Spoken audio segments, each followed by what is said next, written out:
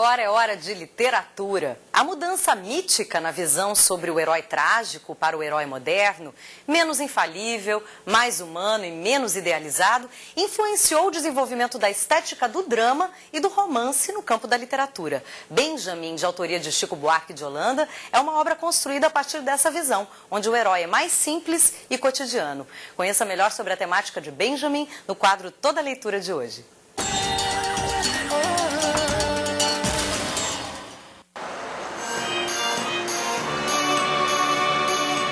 O herói de grandes feitos traz das mitologias e das epopeias o legado de representar a coletividade, a grandeza de um povo e de uma tradição. Por mais violento e por mais imperfeito que possa ser em dado momento, por mais que possa errar, um herói deve ser um exemplo. O romance alterou definitivamente essa feição exemplar. Os heróis modernos são personagens problemáticos, incompletos, quase sempre em busca de algo inatingível. Nada representam além de si mesmos. Na realidade, estão sós em meio à multidão, dissociados do mundo. Têm nome, sobrenome, endereço, envelhecem e morrem, quase sempre anonimamente. Benjamin Zambraia, do romance Benjamin, de Chico Buarque, é um herói assim, afetado pelo tempo e pela própria solidão. Modelo fotográfico envelhecido, morador de um edifício populoso em um apartamento asfixiante, encontra na imagem de uma desconhecida a possibilidade de reparar um erro e de reconciliar-se com o grande amor do passado. Essa é a busca de Benjamin, um percurso que, mesmo em uma narrativa, pode relembrar, já no início do texto, os sinais catastróficos das tragédias. O pelotão estava em forma, a voz de comando foi enérgica e a fuzilaria produziu um único estrondo. Mas para Benjamin Zambraia, soou como um rufo, e ele seria capaz de dizer em que ordem haviam disparado as 12 armas ali de frente. Cego, identificaria cada fuzil e diria de que cano partira cada um dos projéteis que agora o atingiam no peito, no pescoço e na cara. Tudo se extinguiria com a velocidade de uma bala entre a epiderme e o primeiro alvo letal, aorta, coração, traqueia, bulbo. E naquele instante, Benjamin assistiu ao que já esperava. Sua existência projetou-se do início ao fim, tal qual um filme na venda dos olhos. Narrado em terceira pessoa, sem linearidade, Benjamin, o romance, se oferece não como uma história progressiva, concentrada em apenas um personagem. O tempo é múltiplo, orientado e desorientado por imagens, como uma câmera que narra, enquanto várias vozes se entrecruzam em torno do destino de um herói abandonado. E por mais que as vidas de todos se desencontrem, parece haver um termo comum em cada destino. Todos são reféns de uma história particular e de uma história coletiva que nos faz sempre e cada vez mais impotentes. Reza a lenda que o livro foi entregue à editora Companhia das Letras por Chico Buarque sem a última frase. De alguma forma, nessa ausência, haveria algum sentido, afinal toda história individual é sempre incompleta.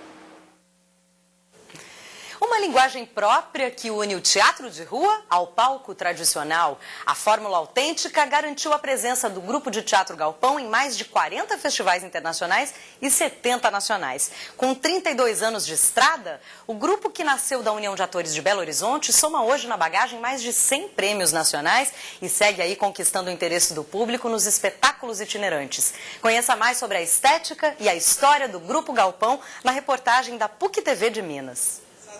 A arte de interpretar centenas de personagens em diversas histórias com características próprias.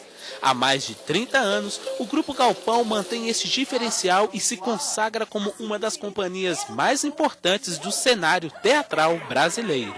Em 82, já antes, todos nós tínhamos alguma experiência com teatro, todos iniciantes. O Goethe Institut dava muita atenção à cultura, promoveu uma oficina de teatro aqui em Belo Horizonte com 2 diretores do Teatro Livre de Munique.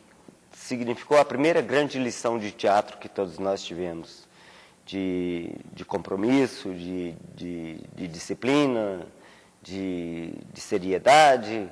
Eles deram uma oficina de uns 15 dias, A oficina começou com 42 pessoas, lotado de gente fazendo oficina, e ao final tinha 12 pessoas. Entre essas 12, aqueles que viriam a formar o Grupo Galpão.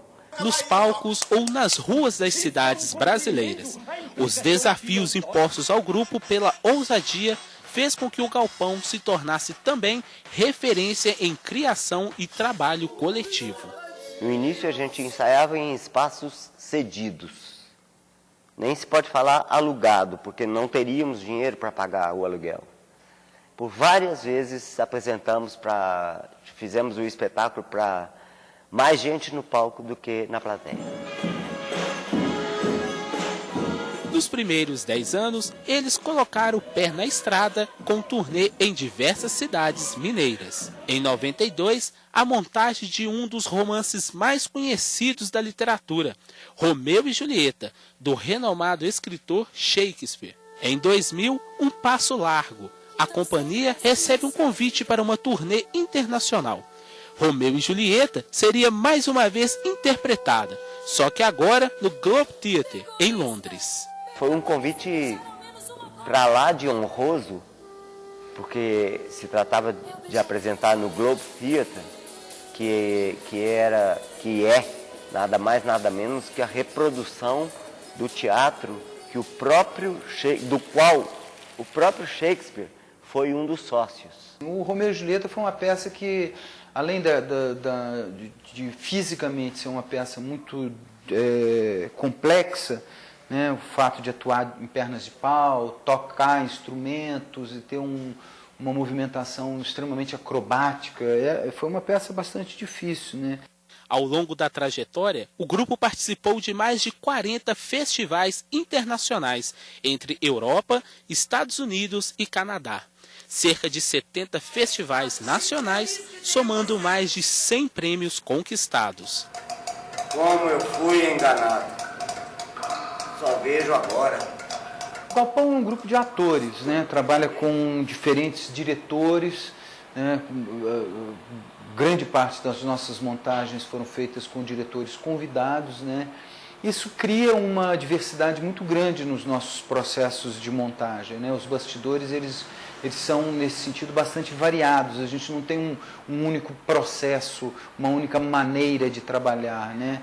Então isso dá ao trabalho do Galpão uma diversidade muito grande. Um determinado diretor trabalha mais na mesa, um outro diretor trabalha mais com improvisação, um outro diretor trabalha a partir da música, enfim.